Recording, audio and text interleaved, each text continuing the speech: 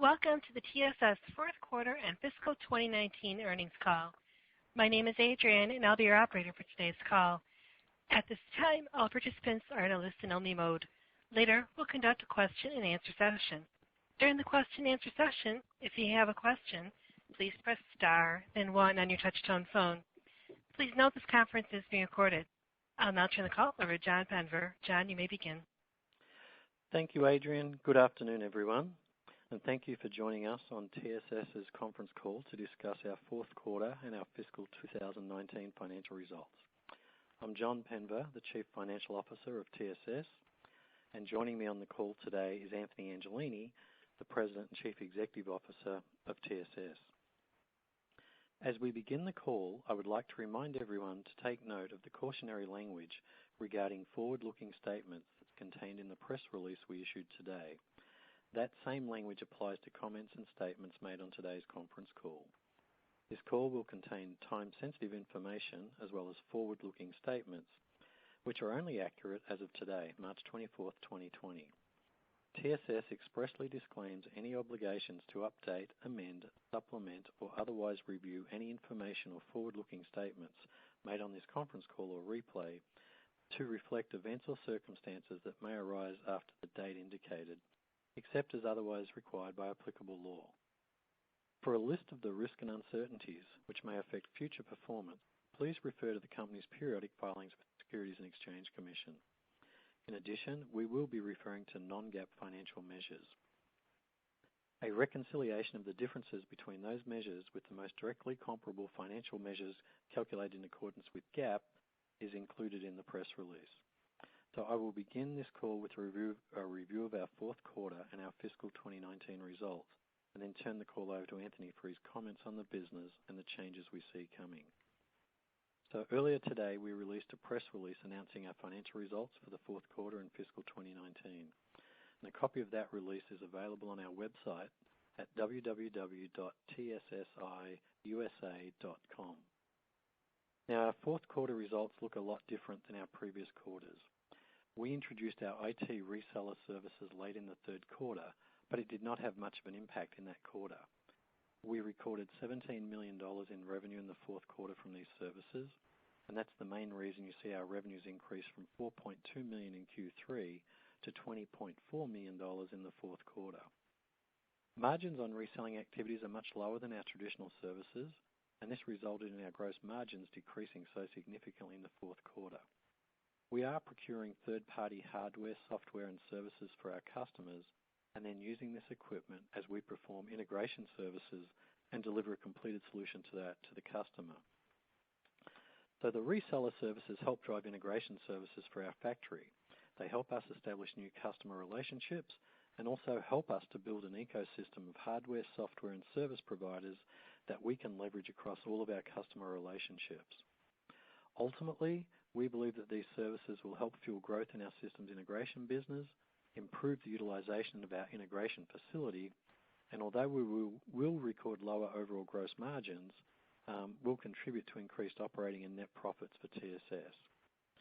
And with the results of our reseller activities, our fourth quarter revenue, operating profits, and adjusted EBITDA exceeded the results of the first 3 quarters of 2019 combined.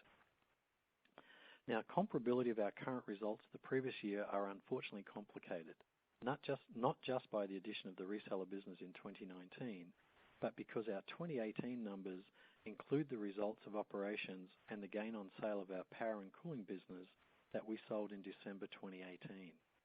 The results of that business were included in our 2018 numbers, but not our 2019 numbers. So I'm going to reference the differences throughout my comments to assist you in understanding how our underlying core business is performing on a comparable basis. And by core business, I mean our systems integration services and our facilities maintenance business. In 2019, our core business revenues were down 4%, which was $655,000 compared to 2018, and our operating profit on that core business was down $310,000. But the addition of the reseller business drove a year-over-year reported revenue increase of 47%, or $10.4 million. So let me provide some more details on the fourth quarter and our fiscal 2019 results. Our revenue for the fourth quarter of 2019 was $20.4 million. This compared to $5.7 million in the fourth quarter of 2018 and is up from $4.2 million in the third quarter of 2019. Our power and cooling business that we sold in December 2018 contributed $1.2 million of revenues in the fourth quarter of 2018, and our construction management activities, which we've discontinued since 2018, also contributed $1 million of revenue in the fourth quarter of 2018. Our 2019 revenues included $17.0 million from reseller activities, and our facilities business was down $0.4 million or 18% compared to the fourth quarter of 2018 as a number of customer deployments of modular data centers were deferred into 2020.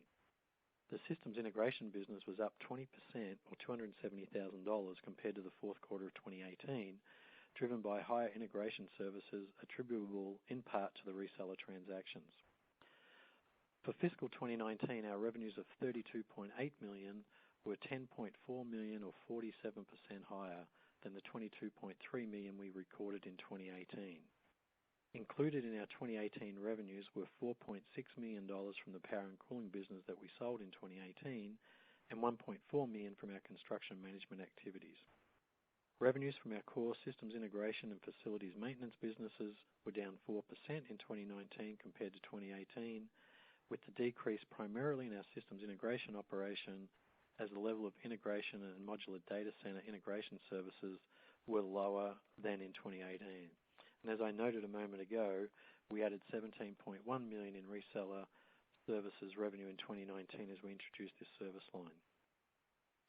Now, increasing the volume and stability of volume in the system integration business is key to us sustaining and increasing operating profits for the company because of the high fixed overhead associated with the facility. As we witnessed in 2019, volumes can fluctuate significantly on a quarterly basis due to changes in customer demand, including demand for modular data centers, component availability, and other factors. We are actively seeking to add more customers and services to increase the utilization of the system integration facility and to drive growth in our profit. We saw in the fourth quarter that the reseller services are able to bring with them demand for additional integration services. Now, our gross profit margin of 10% during the fourth quarter is down significantly from the 35% we had in the fourth quarter of 2018. And the impact of the reseller services on our margin is what's caused this year-over-year decrease. Margins on our core business remain in the high 30%, and in fact was 7% higher in the fourth quarter of 2019 than in the fourth quarter of 2018.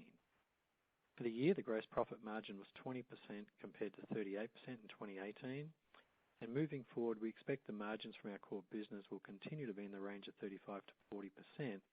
However, our overall margin can be expected to fluctuate significantly depending upon the level of reseller services in a given period. So our reported gross profit for the fourth quarter of 2019 was $2 million. That was 1% lower than what we'd recorded in the fourth quarter of 2018. Our full year gross profit of $6.6 million was $1.9 million or 22% lower than the $8.5 million in gross profit we recorded in 2018. But the 2018 gross profit included $2.2 million from our critical power and cooling business and from our construction management activities. Our selling, general, and administrative expenses during the fourth quarter of 2019 were $1.4 million. They were down $185,000 or 11% compared to the $1.6 million we had in the fourth quarter of 2018. This decrease compared to the prior year mainly reflects the absence of operating costs for the power and cooling business in our 2019 results. They were consistent with the level of operating costs in the third quarter of 2019. And so for the full year of 2019, our selling, general, and administrative expenses of $5.7 million were down $631,000 or 10% compared to the $6.4 million that we recorded in 2018. The 2018 expenses included $520,000 of operating costs from the power and cooling business. And as I've indicated, in December 2018, we completed the sale of certain identified assets and liabilities that were associated with our Virginia-based power and cooling solutions business. We sold this business for gross proceeds of $2.5 million, and we wrote off goodwill and other identifiable intangible assets of $1.18 million that were directly attributable to the business component we sold. So after direct costs associated with the transaction, we recorded a gain of approximately $1.14 million from the sale of those assets in the fourth quarter of 2018. After all of the above, we recorded an operating profit of $440,000 in the fourth quarter of 2019. Now, this compares to an operating profit of $1,463,000 in the fourth quarter of 2018 and an operating loss of $12,000 in the third quarter of 2019.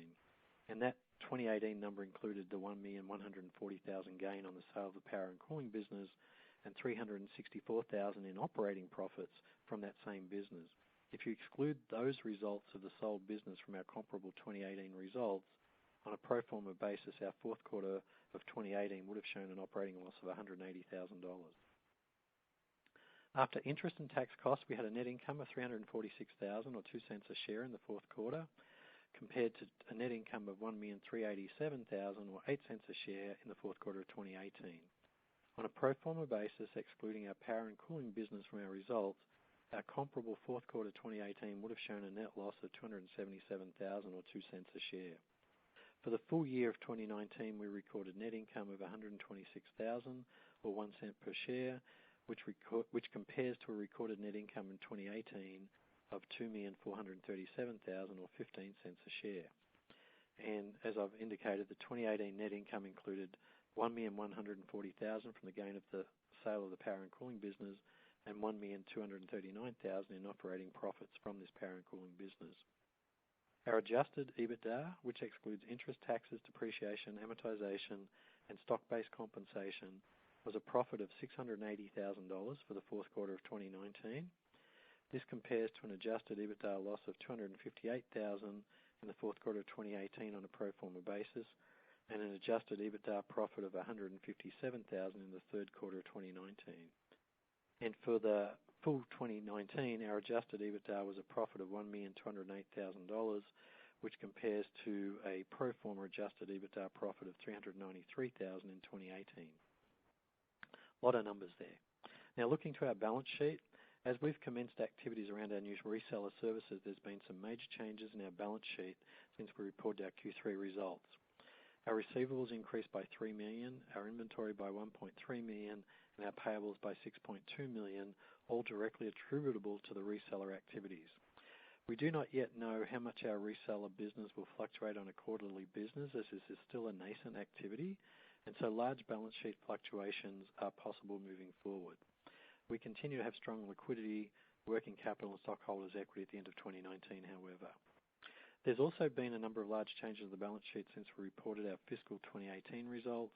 And those changes are really due to the adoption of a new lease accounting standard under our Accounting Standards Codification Topic ASC 842 that was effective on January 1 of 2019. And under this new standard, we were required to account for all of our operating leases on our balance sheet rather than off balance sheet as had been the norm. So upon adoption of ASC 842, we recognized a $2 million right-to-use lease asset and the associated $2 million lease liabilities on our balance sheet effective as of January 1, 2019. We closed the year with $8.7 million of cash on hand, up from the $5.9 million we reported at the end of Q3 and the $6.2 million we had at the end of 2018. Our net working capital position decreased by $277,000 compared to the end of 2018, which was almost entirely all due to the adoption of the new lease accounting standard, and now recording a portion of our lease liabilities as a current liability per GAAP. We expect that our working capital position will continue to fluctuate due to the timing of billings on our maintenance revenue contracts, but believe we've got adequate liquidity to operate the business and provide flexibility to allow us to exploit these opportunities as they arise. In the fourth quarter of 2018, we added a $1.5 million bank revolving line of credit agreement to provide some additional liquidity, but we have not drawn against that facility. So that's a lot of numbers, and with that, I'm going to hand the call over to Anthony for his comments on our 2019 results and the business moving forward into 2020. Thanks, Anthony. All right. Thanks, John. As you can see, we got a lot of moving pieces, so we may have to come back and you guys may have some questions on some of those moving pieces. However, our fourth quarter results reflected the changes we've made and been making over 2019 to expand our service offerings to help us grow our range of services and to diversify our customer base. Our revenues were up almost 400% from the third quarter, driven trying to get my earphones in place. Driven from third quarter, driven from our new reseller business and this drove significant increases in operating and net income and adjusted EBITDA, as we had predicted. Our fourth quarter results for all of these metrics exceed the results of the first 3 quarters of 2019 combined and validated our decision to diversify the revenue stream. Our core integration and facilities maintenance businesses experienced some delays in deployment projects from our channel partner and its customers in the second half of 2019. This impacted both of our operating segments as it delayed integration of the product and subsequent deployment activities. The introduction of our reseller activities helped drive new business into our integration business. So from the reseller business, we're experiencing some growth in our integration business. At this point, we're trying to more clearly understand what to expect from our reseller activities, and the significant quarterly fluctuations from these activities are likely. We don't believe that there is any significant working capital requirements with this reseller business. In fact, if anything, they're coming down due to recent interest rate declines, because some of our financing is pegged off of the 1-month LIBOR. We do think that it has the potential to drive additional service revenue and help us establish relationships with new third parties. That will drive further revenue opportunities and for us and help us diversify the customer base. And we expect this to drive growth in our 2020 revenues, gross profit, and operating profit. Based on our current picture, we expect to record first quarter revenues in the range of $9 to $11 million, generating positive EBITDA. Before COVID-19 entered the scene, we were experiencing a large increase in demand for our integration services, in part due to our channel partner moving additional business to our facility. As we have been designated as an essential infrastructure partner by some of our customers, at this time, we are continuing production at our integration facility, but aware that this may change due to factors beyond our control. However, we are open for business. As it remains open, we have taken steps to ensure the safety and well-being of our employees and their families. We continue to deliver services and to meet deadlines for our clients, which remains our top priority. We've restricted physical access to our facilities in order to keep production operating and have introduced screening procedures for all visitors to our facilities. We do a lot of tours, so restricting some of that access is important in the near term. We have also established guidelines which help us determine when employees need to stay away from the workplace and self-quarantine, as well as introduce social distancing protocols within the workplace. We have also introduced travel restrictions, by the way, which affect me, and developed contingency planning for alternative working arrangements where suitable. As a manufacturing facility, however, any shutdown of our facility would have an immediate impact on our operating results. However, as I said earlier, we are open for business and we have documentation to keep us open. At our remote locations, we will comply with the end user's policies and procedures that they have chosen to implement. If this prevents us from performing services on site, we will work with our partners and end customers to develop a service plan in response to their site-specific situation. Our standard with regards to our employees' health and safety have been articulated, and we will not ask our employees to put themselves in a situation that they feel jeopardizes their individual health or safety. The plans we have in place are designed to ensure our continued service to our customers, subject to federal, state, and local regulatory actions that may prevent this. We are confident in our ability to work through these uncertain times in a profitable manner and feel our balance sheet is strong enough to work through any short-term issues. As the situation evolves, we will do our best to keep all constituents informed. With that, we're going to open it up for questions. Thank you. We'll now begin the question and answer session. If you have a question, please press star, then 1 on your touch-tone phone. If you wish to be removed from the queue, please press the pound sign or the hash key. Once again, if you have a question, please press star, then 1 on your touch-tone phone. And our first question comes from Maj Soueidan from Market's Edge. Your line is open. Hey, Maj. Hey, how you doing, Inf? Good. I missed some of the beginning of the call, so maybe if you answered it, I just go back and listen to the transcript. How are your? I'm just curious. I know you hired a new guy for product development, and I'm wondering how that's progressing, and is it? We're getting well up and yeah. So I'm sorry. Finish your question. Go ahead. That's good. That's good. Yeah. Yeah. I just want. How's that going? And has the COVID kind of slowed that down at all, or? Well, this whole thing slowed everything down, right? Everybody's at home all of a sudden. So no, we were making pretty good traction with a number of other OEMs, and Matt has been working pretty hard on, trying to get us some more traction in those. But the problem right now is across the country, everybody's at home, so it's nobody's making decisions, right, in the short term. So we feel like as we go through the back half of the year, maybe, I don't know how long this. I mean, we all probably believe it's maybe June or July, hopefully. But no customers are going to make, bigger decisions in the next 30, 60 days as far as moving business. However, because we've been determined an essential infrastructure partner, we're gonna be open for our key partners or our key customers right now. And then on top of it, there was a little bit of another force majeure kind of activity that took place in Nashville that is shifting some business towards us.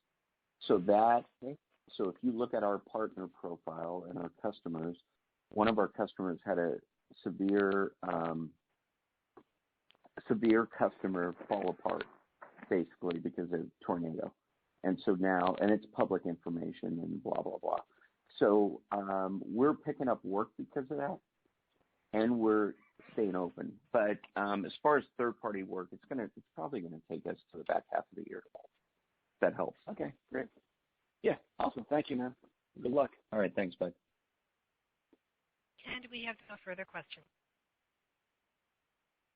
That's it? Well, guys, I mean, we're in strange times. I mean, I think we all know that, and I appreciate everybody joining us. We're actually in pretty good shape because we're open for business. We're deemed an essential partner, and so we have the opportunity to kind of, over the next few months, do some better than most. Let's call it that way. John, any comments from you? No, I think that's it. Just appreciate everybody's time and effort today and the continued support of the company. And, we plan on reporting our first quarter results middle of May in conjunction with the SEC filing deadline. So if there's no other questions, I think we'd say thank you, everybody. I appreciate the time, and we'll talk to you in about 6 or 7 weeks. Perfect. Okay. Thank you all.